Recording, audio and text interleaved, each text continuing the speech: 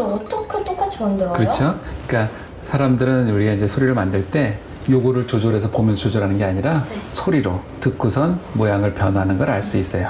만화 캐릭터 같으면 애기 목소리를 내잖아요. 네. 내가 그러니까 예를 들어서 소리를 낸다 그러면 성대도 이렇게 쪼이고 길이도 짧게 만들고 내가 마치 애기의 소리를 만드는 것처럼 구조를 비슷하게 만들면 소리가 애기 소리가 나와요. 목소리 연기를 하는 성우들은 훈련을 통해 성별과 나이를 뛰어넘는 다양한 목소리를 낼 수 있어요. 버들아 놀자. 버들아 놀자. 안녕하세요, 한석규입니다. 성대모사를 잘하는 사람을 관찰해보면 따라하려는 대상의 표정이나 특유의 습관까지 비슷하게 흉내내는 것도 볼 수 있죠. 이건 뭐 도대체 봐줄 수가 없구만. 그러니까 중요한 거는 내가 가지고 태어난 가장 좋은 이 성대 상태나 목 상태를 잘 깨끗하게 관리를 해주고 그다음에 꾸준하게 연습해서 잘 활용을 하면 좋은 목소리를 계속 가지고 갈 수가 있습니다.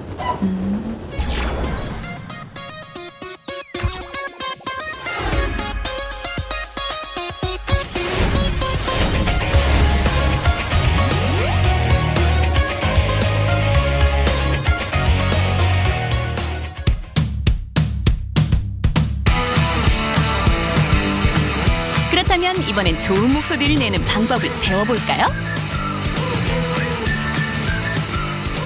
안녕하세요.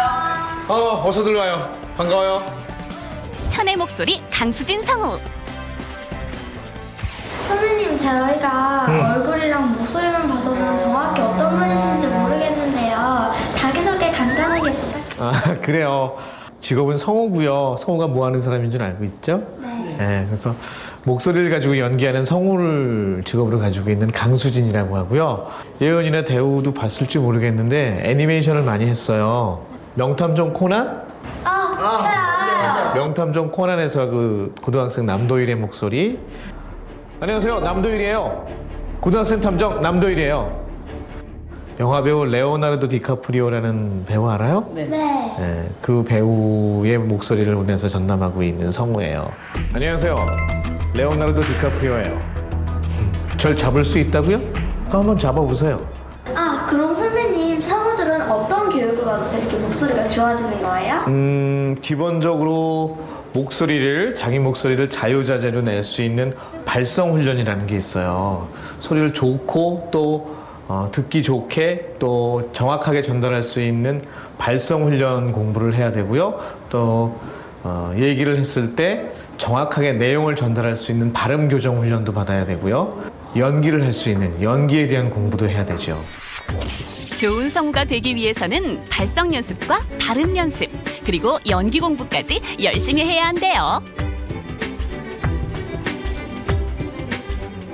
선생님, 저는 발음이 안 좋아서 걱정인데 어떻게 할 방법 없나요? 네, 발음이 안 좋다고 생각이 되면 일단은 발음을 고쳐야겠죠? 사람은 말을 할 때 발음이 안 좋으면 똑똑해 보이지 않는다거나 조금은 좀 모자라 보인다거나 그렇게 오해를 받을 수가 있어요. 사람이 발음이 안 좋으면. 그래서 발음이 좋아지려면 우선 첫 번째, 큰 소리로 얘기해 버릇한다. 그 다음에 두 번째, 말을 천천히 해 버릇한다. 그 다음에 세 번째, 말을 할 때 입을 크게 벌리는 거예요. 입을 크게 벌리면서 얘기를 한다. 발음이 안 좋아 걱정인 친구들 주목!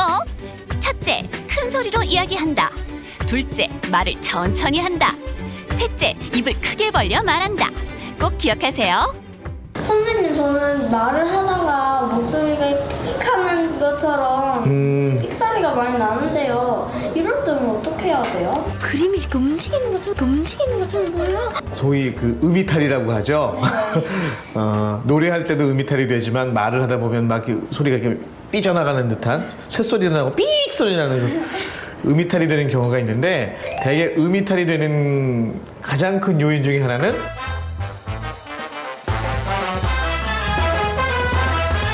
성질이 급해서 그래요.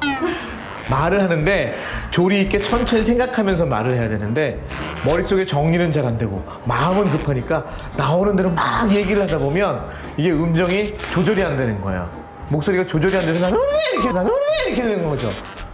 첫째는 심리적인 요인이 커요. 마음이 급해서 차분하게 머릿속으로 차분하게 말을 정리해가면서 얘기하는 버릇. 그러면 그만큼 호흡